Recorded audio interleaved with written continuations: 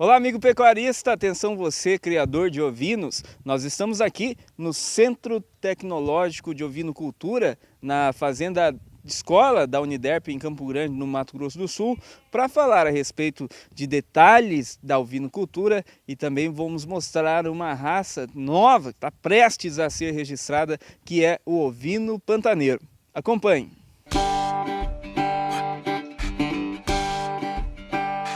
O Centro Tecnológico de Ovinocultura da Uniderp foi criado especialmente para o estudo desses animais aí, os ovinos pantaneiros. Como o próprio nome diz, eles são provenientes da região do Pantanal, onde passaram por séculos de seleção natural e melhoramento genético. Uma história bastante parecida com outros animais que nós já mostramos aqui, os cavalos pantaneiros. E esses animais estão desde a colonização das Américas. Num primeiro momento espanhola, né, que subiu o Rio da Prata, e eles dominaram primeiro o Rio da Prata, que é o Rio Paraguai, foram fundando Assunção, foram fundando Buenos Aires, entraram um pouco mais, entraram formando a Bolívia, então eles foram fundando isso. E o Pantanal ficava à direita desse processo, onde eles tentaram algumas vezes fazer agrupamentos. E nessas horas que eles chegavam para fazer colônias, levavam animais, né, animais de leite, e ele chamava outro gado chamado gado lanar, gado de lã, para fazer roupa. E também carne e leite deles.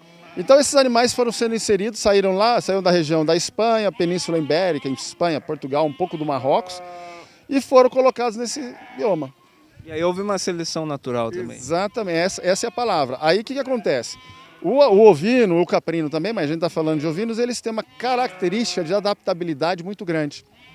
Então houve uma seleção, o meio fez um vestibular, né, um vestibular da natureza, e ficou ali os animais que se selecionaram. Essa seleção foi fundamental para que os animais adquirissem qualidades indispensáveis para a sobrevivência na região. Para você ter uma ideia, um dos grandes problemas da ovinocultura chama podridão dos cascos, que é uma frieira que dá por causa de umidade. Então na época, se algum tinha, morreu.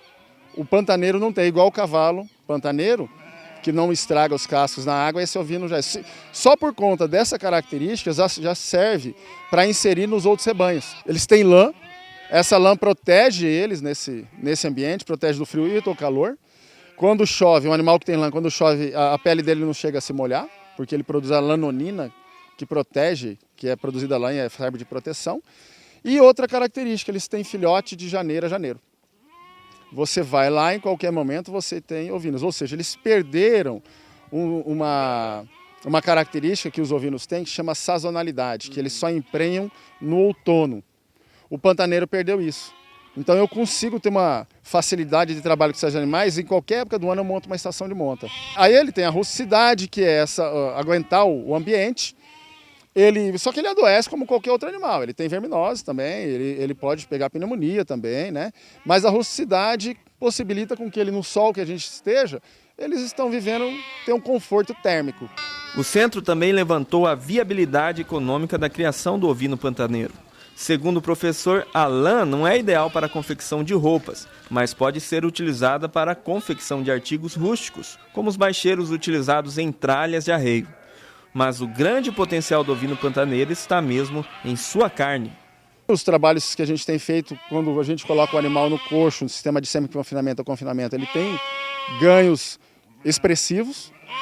Tem animais nossos aqui, não são selecionados ainda para isso, mas tem animais nossos que chegam a 52% de rendimento de carcaça. Ovino é 40%, 45%, raramente você chega a 50%. E também a qualidade de carne. Nós fizemos alguns trabalhos de qualidade de carne.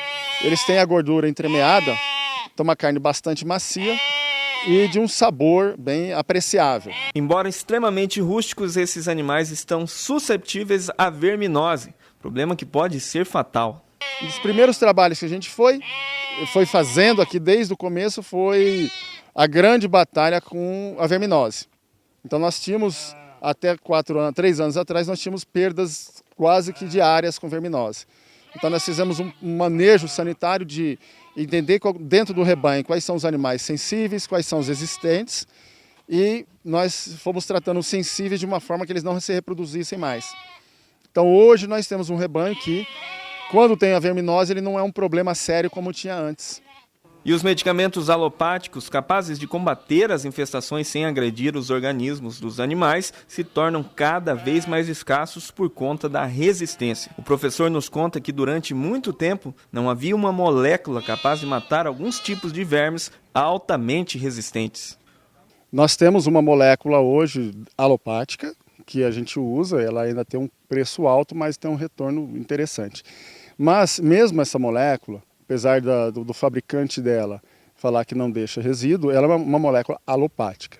Por outro lado, existe a homeopatia, que não gera resistência e não deixa qualquer tipo de resíduos. O Verme 100 é um medicamento homeopático que a Real H desenvolveu especialmente para combater a verminose em ovinos. Aqui no Pecuária Forte nós já mostramos várias vezes os excelentes resultados. Olha, em primeiro lugar, eu sou um suspeito para falar porque eu sou fã da homeopatia. De certa forma, a minha vida ela cruza com a homeopatia em diversas etapas, inclusive como usuário. Então, eu tenho experiências com pequenos animais e, desde que eu vim trabalhar aqui no CTO, teve momentos que nós fizemos experimentos com os animais com produtos homeopáticos. E, estatisticamente, o que a gente observou foi que ele conseguiu segurar a verminose. A gente poderia ter estudado mais tempo, mas não segurou, mas estatisticamente a gente viu que ele reduziu a verminose num determinado tempo do experimento. E diversos trabalhos que eu leio sobre a homeopatia, ela demonstra, tem alguns indícios falando que ela melhora bastante o lado imunológico do animal.